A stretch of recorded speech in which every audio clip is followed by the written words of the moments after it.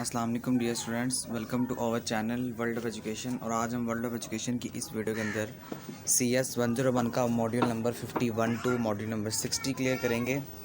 और video start करने से पहले डियर स्टूडेंट्स आपसे यही रिक्वेस्ट है कि अगर आप हमारे ऑलरेडी सब्सक्राइबर हैं तो हम आपका बेहद दिल से शुक्रगुजार हैं। और अगर आपने हमारा चैनल अभी तक सब्सक्राइब नहीं किया तो आप हमारे चैनल को सब्सक्राइब कर लें ताकि आने वाले वीडियो का नोटिफिकेशन आपको बर वक्त तौर पर मिल सके। सब्सक्राइब करने के बाद बेल आइकन पे भी आपने प्रेस करने के बाद ऑल पे क्लिक कर देना है ताकि आपको नोटिफिकेशन मिल सके।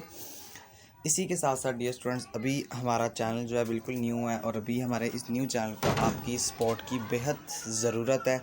तो काइंडली आपसे रिक्वेस्ट है कि आप हमें सपोर्ट करें। इस वीडियो को यूट्यूब पर, इसके अलावा फेसबुक पर, ट्विटर पर, जहाँ पर पॉसिबल हो सकता है शेयर करें ताकि हमें जो हमारी रिक्वायरमेंट है यूट्यूब की वो पूरी हो सके। तो वीडियो स्टार्ट करते हैं। CS 101 module number 51 to 60। Module number 51 क्या है वो देख लेते हैं। Process of booting. बूटिंग किसे कहा जाता है? सबसे पहले आपको इस चीज़ को समझना है कि बूटिंग कहते किसको हैं। बूटिंग का जो प्रोसेस होता है उसे कहते हैं रीस्टार्ट को, बूट करना, रीबूट करना। तो अब क्या होता है जी, वी हैव सीन, हम देख चुके हैं, that and operating system provide the software infrastructure required by other software units but we have not consider how the operating system get started. यानी कि वो कह रहे हैं कि अब हमें ये नहीं पता कि जो ऑपरेटिंग सिस्टम है वो किस तरह से स्टार्ट होता है। This is accomplish through a procedure known as boot strapping. जो ऑपरेटिंग सिस्टम का स्टार्ट होने का प्रोसेस है वो बूट सिस्टम या बूट स्ट्रैपिंग कहलाता है। इसके अलावा कुछ नहीं है इसके अंदर। बाकी आप पढ़ लीजिएगा, चूँकि हमने 10 मॉड्यूल क्लियर करने हैं तो बहुत ज़्यादा वीडियो का जो ड्यूरेशन होगा वो लेंथी हो जाएगा, लंबा हो जाएगा। इसी की वजह से हम जो है अब आपको जो बेसिक कॉन्सेप्ट है वो दे रहे हैं। A CPU is designed so that its program counter start with a particular predetermined address each time the CPU is turned on। यानी जब जब आप अपने ऑपरेटिंग सिस्टम को ऑफ़ करने के बाद ऑन करते हैं या रीस्टार्ट करते हैं, हर दफ़ा आपका ऑपरेटिंग सिस्टम ज़ाहिर सी बात है पहले ऑफ़ होगा, ऑफ़ होने के बाद हर टाइम आपका सिस्टम ऑन होगा। उसके बाद रोम की बात करें तो रोम क्या होती है। अच्छा, इसके अलावा जो मैंने आपको ये 2 चीज़ें करवा दी हैं पहले 2 पैराग्राफ में, इसके अलावा कुछ नहीं आता। इससे आपने परेशान नहीं होना कि बाकी छुड़वा दिया, बाकी कुछ नहीं आएगा। आप सिर्फ अपने इन्फॉर्मेशन के लिए उसे पढ़ लें अच्छी तरह से। रोम क्या होती है जी? ROM stand for read only memory. ROM CPU के अंदर लगी होती है और जो आपका डेटा परमानेंटली तौर पर स्टोर हो रहा होता है वो रोम के अंदर ही स्टोर हो रहा होता है, ये आपने याद रखना है। इसके अलावा रोम के नीचे आगे वो बता रहा है कि अब रोम हर जो today PC is constructed with flash memory technology. यानी कि वो कह रहा है कि अब आजकल के जितने भी PCs हैं, जितने भी CPUs हैं, तमाम तर CPUs के अंदर रोम जो है वो लगी हुई होती है। बूट लोडर की बात करते हैं। जनरल पर्पस कंप्यूटर के अंदर program called the boot loader is permanently stored in the machine ROM. This then in the program that is initially executed when the machine is turned on।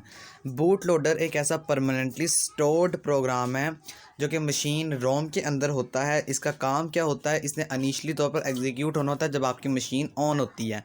यानी सबसे पहले आपका ये प्रोग्राम जो है वो लोड करेगा। लोड किस चीज़ को करेगा? आपकी जो एग्जीक्यूटेबल फाइल्स होती हैं, जो ऑपरेटिंग सिस्टम की फाइल्स होती हैं, उनको आपका प्रोग्राम, उनको जो बूट लोडर है ये लोड करेगा आपकी रैम में। रैम उसे ले जाएगी आपके CPU रजिस्टर्स में और आपका जो कंप्यूटर है वो ऑन हो जाएगा। ये आगे इसने तस्वीर में भी आपको बता दिया किस तरह प्रोसेस होता है, ये आप खुद से देख लीजिएगा। समझ नहीं आएगी तो आप हमसे कमेंट सेक्शन में पूछ लीजिएगा। ओके जी, फायरवेयर अपडेट क्या होती है? While it is possible to update operating system and bootloader stored in ROM often called a fireware update।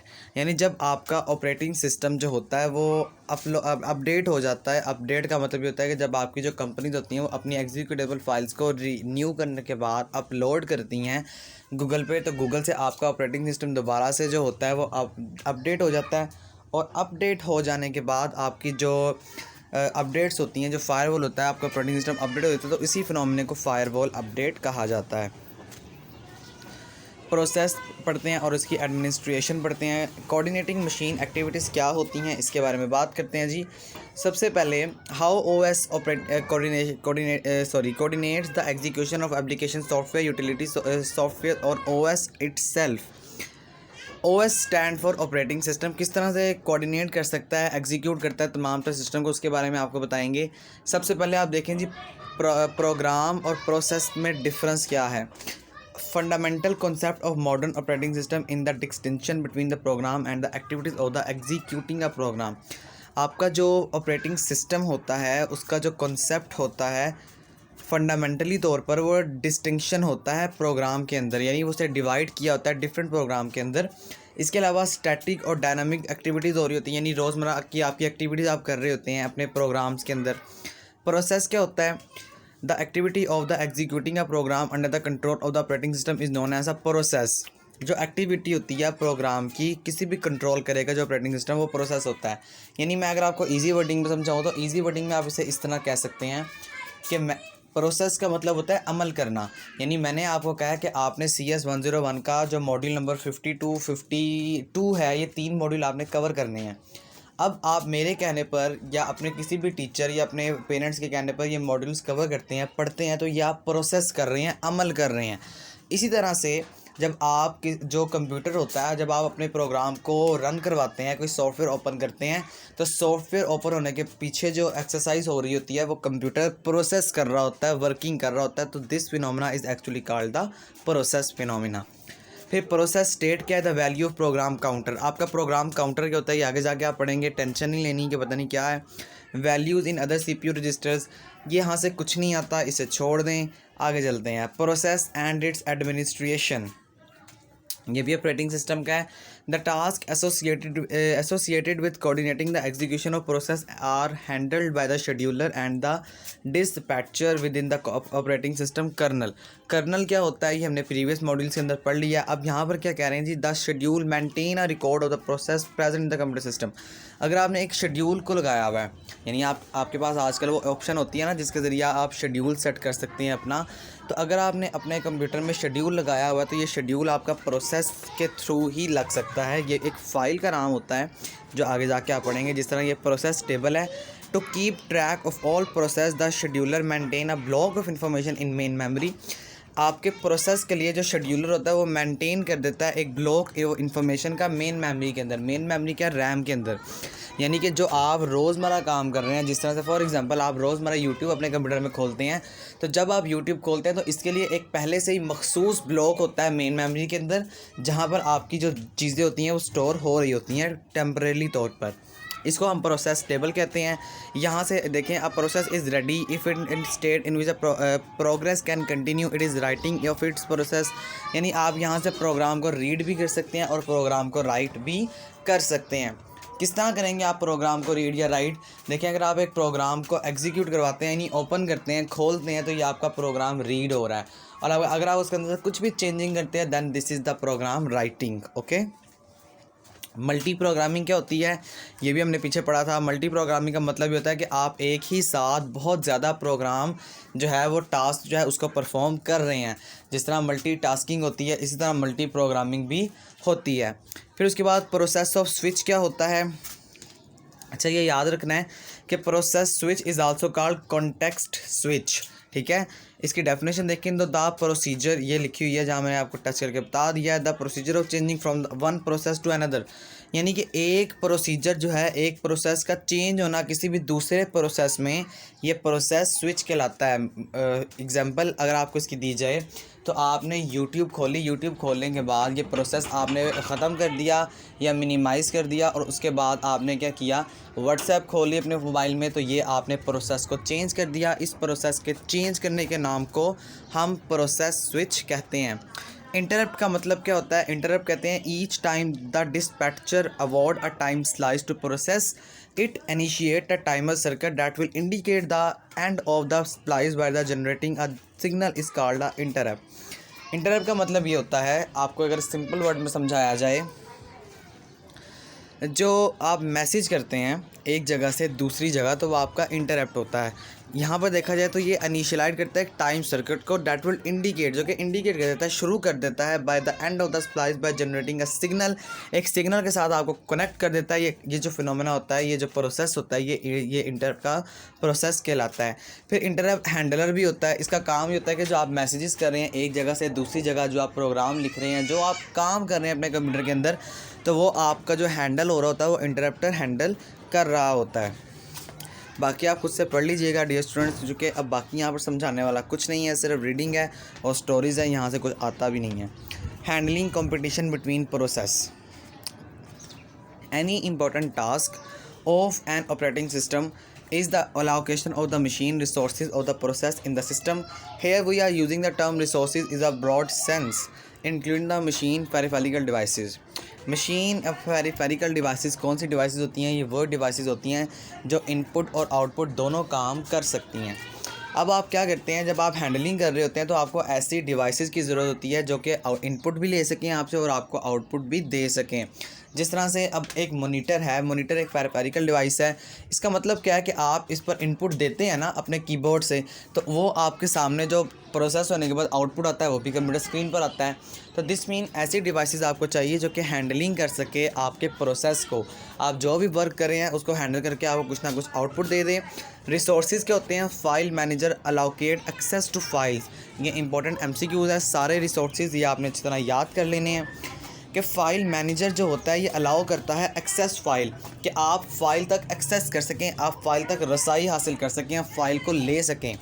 फिर उसके बाद मशीन मैनेजर क्या करता है? ये मशीन स्पेस को अलाउ करता है, शेड्यूलर अलाउ करता है प्रोसेस टेबल को, जबकि डिस्पैचर अलाउ करता है टाइम स्लॉट्स को। Resources allocation such resources allocation looks quite simpler, however it's not so straight forward. Machine does not think about itself, it's you who can या can not design reliable operating software या operating system. देखिए वो ये कह रहा है कि resources के अंदर आप जो होती है वो मशीन कभी भी खुद से नहीं सोच सकती। तो जब एक मशीन जो है वो ख़ुद से नहीं सोच सकती है तो आपको उसके लिए क्या करना है? आपको उसके लिए एक ऐसा ऑपरेटिंग सिस्टम बनाना है जिस ऑपरेटिंग सिस्टम से आप इजीली अपनी जो मशीन है उस तक एक्सेस कर सकें।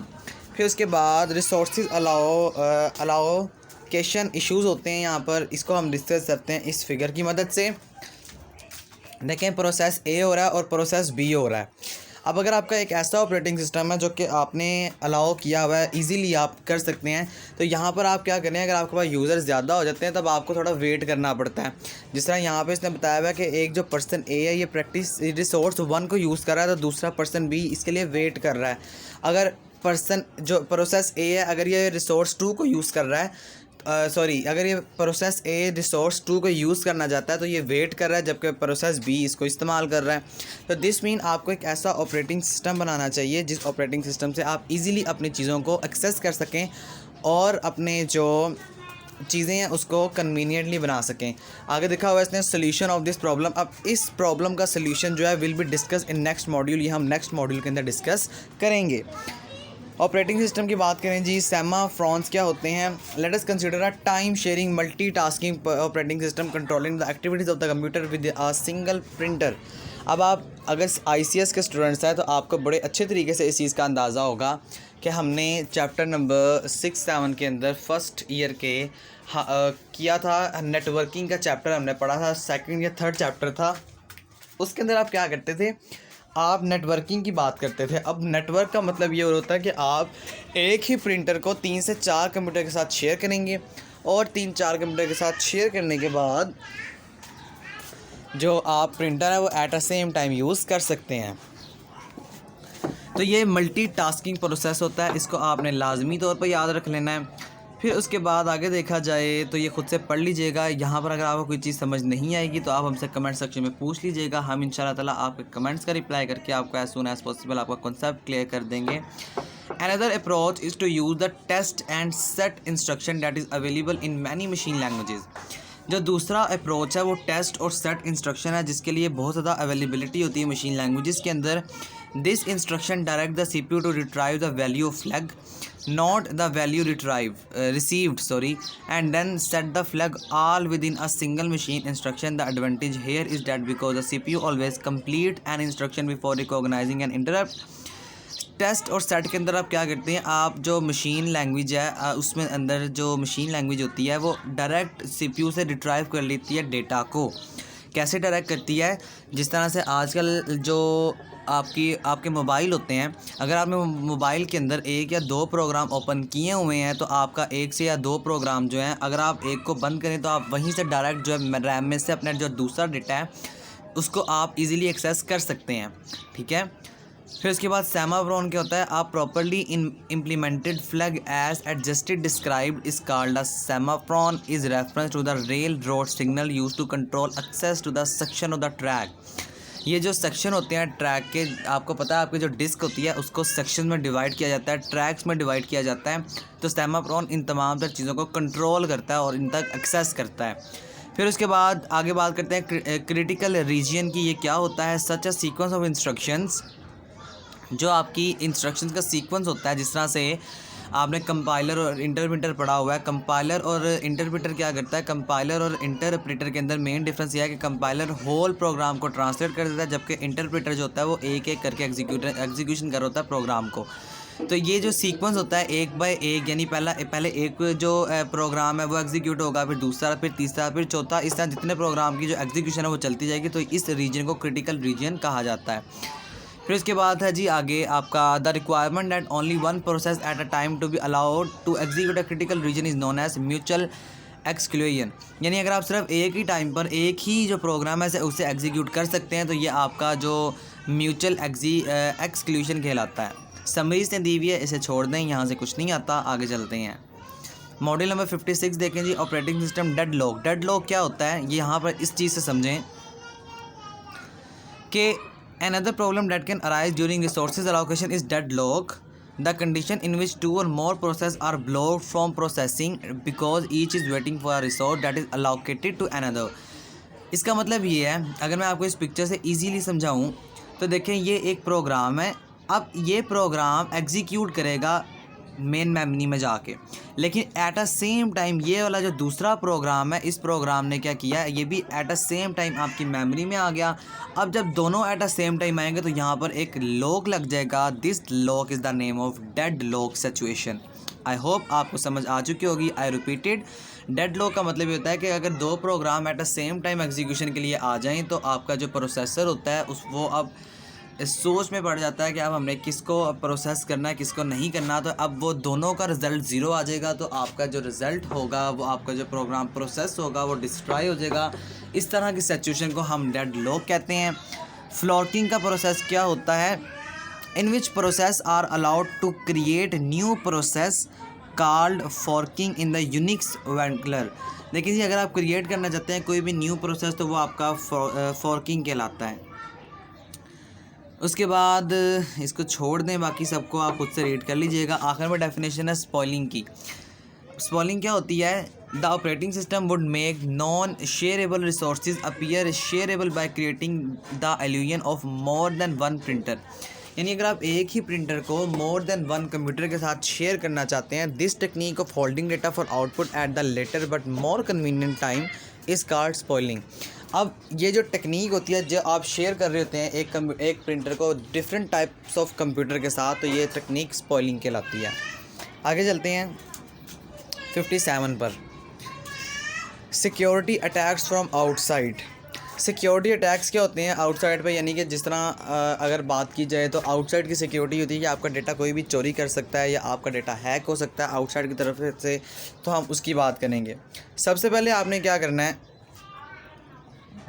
An important task performed by operating system is to protect the computer resource from access by unauthorized person।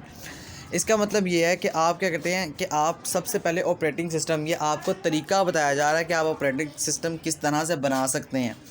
तो ऑपरेटिंग सिस्टम जो है, अब आपको ऑपरेटिंग सिस्टम, एक अच्छा ऑपरेटिंग सिस्टम बनाने के लिए आपको सबसे पहले तो अपने कंप्यूटर को सिक्योर करना पड़ता है।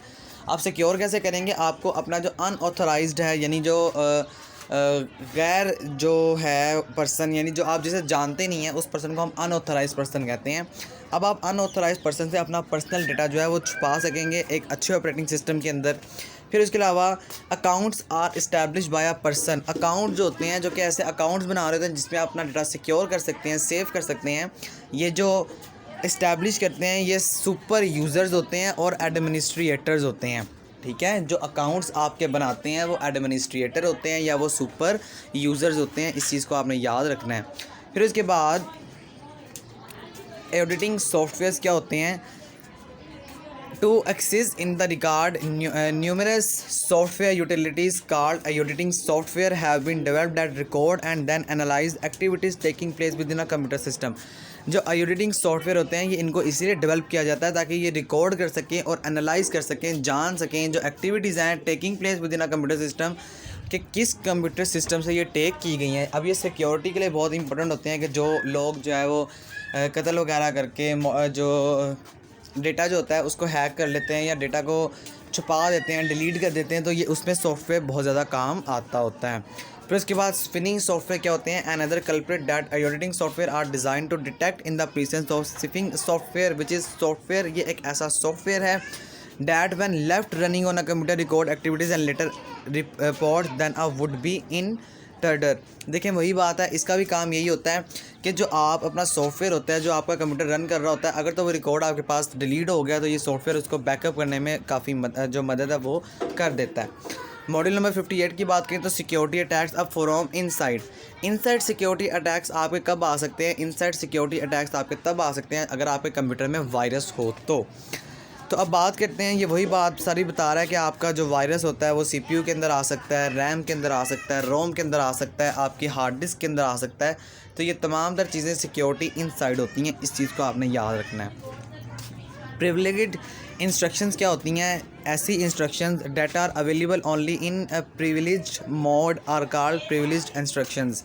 Typical example of privileged instructions include instructions that change the content of memory limit registers.